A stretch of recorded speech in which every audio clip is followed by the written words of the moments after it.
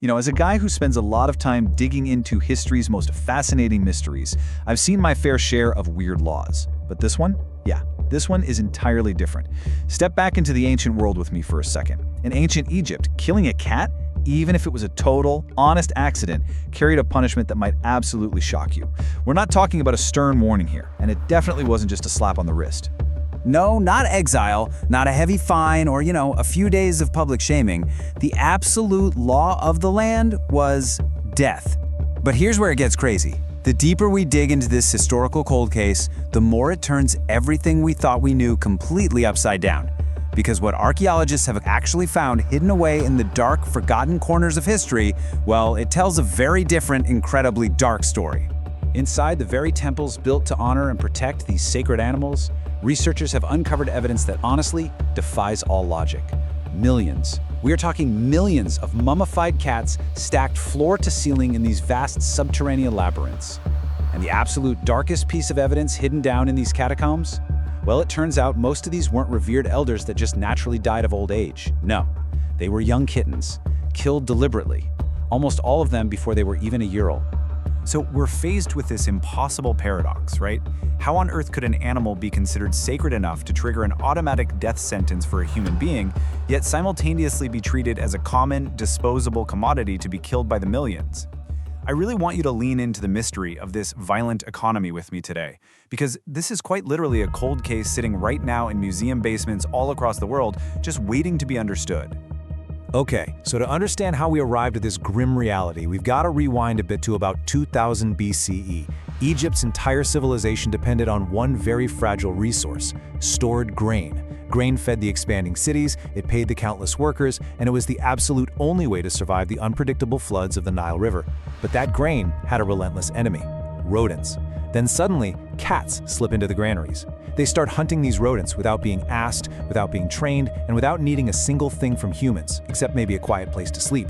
To the Egyptians, this wasn't just cute pet behavior. No way.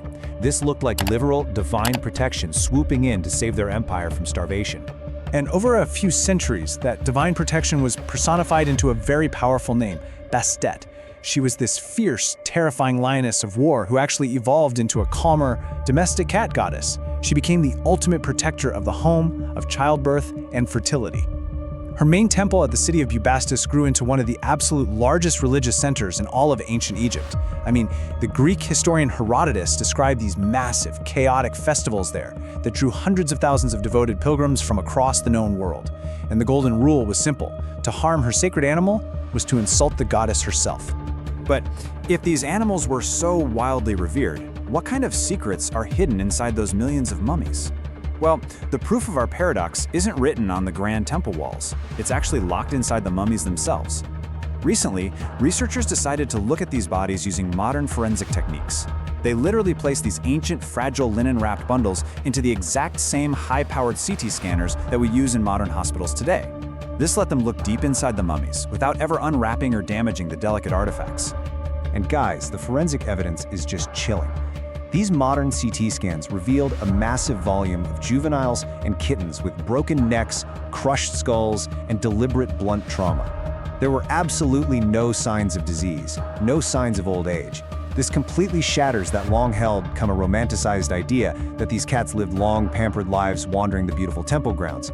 Actually, scratch that. This wasn't natural passing at all. This was a deliberate, incredibly violent mass culling of infants. So you have to ask, why would the highest priests of Bastet do this? Well, this wasn't just random cruelty. It was a cold, highly efficient industrial machine known as the votive offering trade. It basically worked like this. Say a pilgrim travels hundreds of miles to Bastet's temple. They want to leave an offering to ensure the goddess's favor, right? So they buy a pre-mummified kitten from the local priests, and they dedicate it to the goddess. It was just a significantly cheaper, much faster alternative to buying something like a highly expensive bronze statue. And to keep up with this massive, unrelenting economic demand, the temple itself actually set up vast, hidden breeding farms to produce a constant supply of kittens.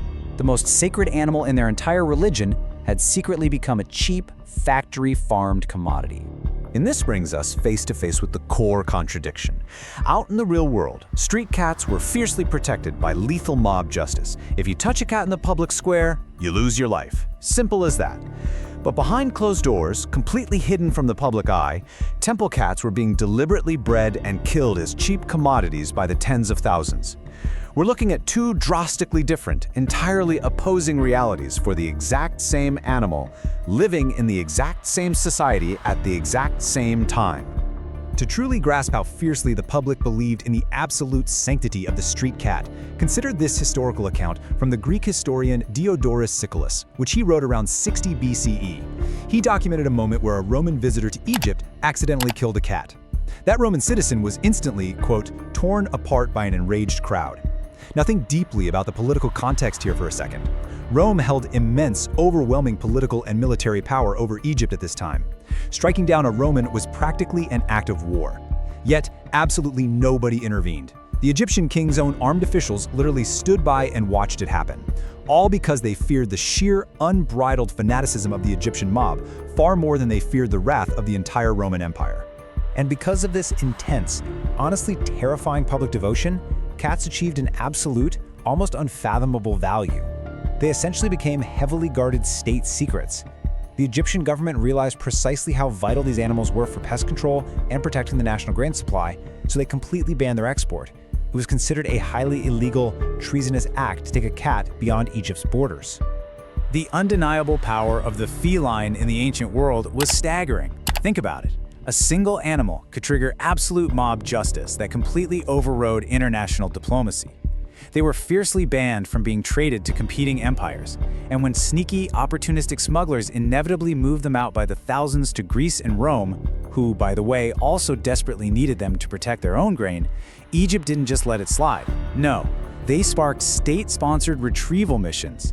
They actually sent secret government agents abroad to track down the smuggled cats and bring them back home. Just let that sink in for a moment. A cat profoundly shaped international trade policy, covert operations, and foreign relations across the entire ancient Mediterranean. But we really have to return to that cold case file to fully expose the chilling reality of this paradox. Egypt loved cats enough to brutally kill a human being for them? Yes, for sure. But the institution also killed cats by the millions just to keep that intense public devotion profitable for the massive temple complexes. The exact same animal that could trigger a violent death sentence for a foreign stranger in the street was simultaneously being bred, quietly strangled, and wrapped in linen by a holy priest in a dark room. Worship and exploitation were never opposites in the shadow of Bastet's temple. Ultimately, they were the exact same transaction. Sacred enough to be worshipped, yet somehow deemed useful enough to be sacrificed by the millions. It's wild. And somehow, after 4,000 years, they are still right here living with us. So I'll just leave you with this. Knowing all of this history, what is the true weight of our bond with cats today? If you enjoyed uncovering Earth's oldest mysteries, please like, share, and subscribe.